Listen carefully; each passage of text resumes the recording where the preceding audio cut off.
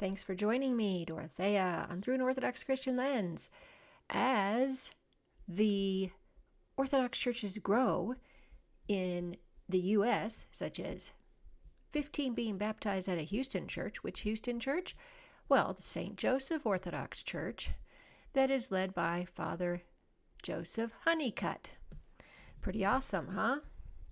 Well, while that's going on, they have also some catechumens in the wait, 56 of those. While that's going on, well, we have a lot of interesting things happening with Chinese. The Chinese evangelicals are turning to Orthodoxy. Aha. Okay, so more believers from China and Taiwan are finding Eastern Christianity appealing. I could see why.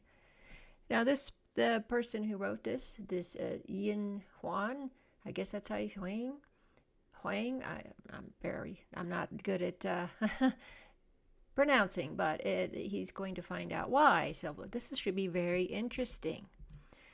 Okay, in the late 2000s, as an undergraduate law student in Beijing, Justin Lee grappled with questions about justice, morality, and the meaning of life. Atheism felt increasingly inadequate in providing answers to these big questions, and Lee became a believer through a campus Bible study shortly after he began attending its meetings. Lee worshiped in an evangelical church that held contemporary services shaped by joyful, fast-paced praise songs. But the upbeat worship music, coupled with his busy work schedule, made his heart even less quiet, said Lee, who is in his mid-30s. Then he stumbled upon Ancient Faith Radio, a digital network of podcasts offering Eastern Orthodox liturgical music and teaching. The melodies he listened to were simple, solemn, and contemplative. It felt like another world, he said.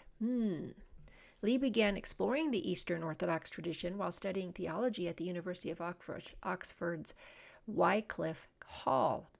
He read widely, comparing Protestant and Orthodox arguments about the faith, and found the Orthodox responses more persuasive than expected. He joined the Orthodox Church in China in 2022. There was a deep dissonance between the beauty I found in the writings of the early church and the functional pragmatism of much of evangelical church life, Lee said on a Zoom call from a room lined with Chinese evangelical theology books, now flanked by Orthodox icons and a wooden cross. So there was a dissonance, meaning the beauty he was finding in the writings of the early church just didn't match up with what was going on with the evangelical church life. Lee is not the only evangelical of Chinese descent who has turned eastward in recent years. A burgeoning number of Chinese believers find Eastern Orthodoxy appealing because it offers a connection to a historically rooted faith and a richer experience of the spiritual life. Yes, aspects that contemporary evangelism seems to lack. Last year, I interviewed 7 Mandarin-speaking Christians from mainland China and Taiwan about their conversion to Orthodoxy. My interest in the subject arose out of personal curiosity after I conducted a research project on Chinese Christian communities in Britain 4 years ago, when I met with several Chinese Orthodox converts who came from evangelical backgrounds. The 7 interviewees with whom I spoke are highly educated, with most holding or pursuing doctorates in fields ranging from theology to physics and history, and are dispersed across Europe, Asia, and North America. Although all of them first came to faith within evangelical traditions, their shift eastward arose not from any frustrations with evangelicalism, but from a deeper intellectual and spiritual search shaped by their academic formation. Interesting. In their eyes, the path from Beijing's bright praise songs to Byzantium's ancient chants is not a wholesale rejection of evangelicalism, but a search for spiritual growth that does not move. Interesting. Many of these Orthodox adherents long for historical depth because their theological imaginations had been shaped largely within modern evangelical frameworks, many discovered, often for the first time, the vast expanse of early Christian history that lies between the New Testament and the Reformation. As they read the Church Fathers, learned about the early councils, and studied how the canon of Scripture was discerned, they asked whether their inherited evangelical structures had adequately preserved the breadth of the apostolic tradition. Sarah Lin, a believer from Taiwan, encountered the Eastern Orthodox faith through a research project during her graduate studies in the United States. What began as academic curiosity gradually unsettled her spiritually. As she read Byzantine texts on early prayer practices and monastic devotion, she felt surprised to discover how so many centuries of Christian life and thought had been rendered invisible within the Chinese-speaking church. Lin also sensed a depth to prayer that she had never experienced before. Previously, she regarded prayer as a response to an, quote, immediate spiritual feeling, end quote, but she now understood that prayer could also be a formative, quote unquote, experience that would shape her over time. Quote, Orthodoxy reordered my spiritual life. It taught me to pray before I feel ready and to be formed through habit, not just emotion, end quote, she said. Besides Lin, nearly every interviewee described a sense of hollowness in the fast-paced, event-driven, emotionally charged worship cultures they grew up in. Yes, hollowness, shallowness, whatever. Yeah, hollowness it's a really great way to put it. In contrast, the spiritual disciplines Eastern Orthodoxy emphasizes, such as hesychasm, repeating short prayers, fasting, and liturgy, offered a framework for inner transformation that felt slow, grounded, and deeply embodied. What these interviewees found compelling about Orthodoxy was not a mystical ascetic, but a different anthropology, the belief that the heart is shaped through habit, not spontaneity. Quote, in evangelicalism, devotion was often spontaneous or reactive, Lee said. In Orthodoxy, it is habitual and formational. I do not wait to feel spiritual before I pray. Instead, I submit into prayer and am formed by it. Another reason that some converts left evangelicalism is ecclesial fragmentation. Several people, particularly those who have lived in the West, spoke about the disorienting variety of doctrines, moral teachings, and worship styles within Protestantism. For some interviewees, this raised questions about whether Scripture alone, quote unquote, could sustain a coherent witness across time and cultures. In their view, Orthodoxy was attractive because of a perceived continuity that connected contemporary practice with the first millennium of the Church.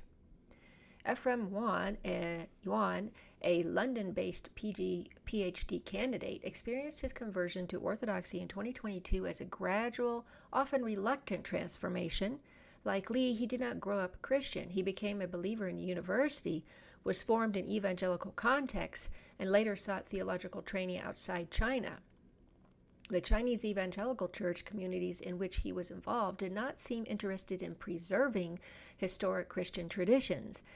Chinese theological education often jumped from the New Testament to Augustine to the Reformation, leaving out contributions from the Eastern Church and the 7 ecumenical councils.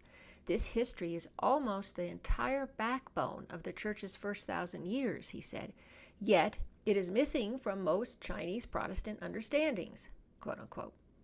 In 2015, Yuan enrolled at Holy Cross Greek Orthodox School of Theology near Boston, where he spent 4 years studying the Greek language and Orthodox spirituality. 6 years later, he founded an initiative dedicated to making patristic and Orthodox resources accessible to Chinese readers. He translated several texts that introduced the Church Fathers to Chinese believers and created a YouTube channel for people interested in exploring the tradition. Yuan's goal, however, is not recruitment, but theological literacy. He envisions a future where young Chinese Christians can read the works of Basil the Great or Gregory of Nazianzus with the same ease as they now read Tim Keller or John Stott. Quote, the early saints and church fathers give us a spiritual and theological world that is both ancient and alive, end quote, he said.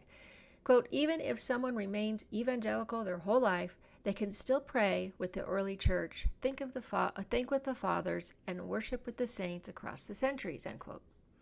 Orthodox churches in the U.S. have been filled up with new converts, especially conservative young men, but the interviewees I spoke with do not expect a mass movement toward the tradition among Chinese evangelicals, even as they notice rising interest in aspects of Orthodoxy from their peers. Converting to Eastern Orthodoxy from evangelicalism within Chinese Christian communities comes with certain challenges. When friends learned of Li's conversion, their reactions were mixed. Some were curious, others quietly distanced themselves. A few interpreted the couple's later miscarriages as divine discipline for, quote-unquote, leaving the faith, which revealed to him how deep misunderstandings between Christian traditions can run. That's really horrible to say that that's why that happened. Li remains at peace with his decision to become an Orthodox believer. People are looking for a faith that is not only true but solid, something that can stand when everything around them is changing, he said. Excellent, excellent, or just amazing. What a wonderful quote there. Definitely makes a lot of sense. I would think that naturally the Chinese would be drawn to Eastern Orthodoxy because their Eastern religion, as I've said in another video, they have the phronema in a way. You know, they're already humble and there's a lot of humility. They grew up that way. It's in their culture, so they tend to be more slow and quiet. And so I always thought that would be a good mesh or a good joining for the Chinese to come to the Eastern Orthodox Church. But I just thought that was really fascinating. I saw it a little while ago and I wanted to share it with you all. And hope you got something out of it. Thanks so much for watching, for following my channel.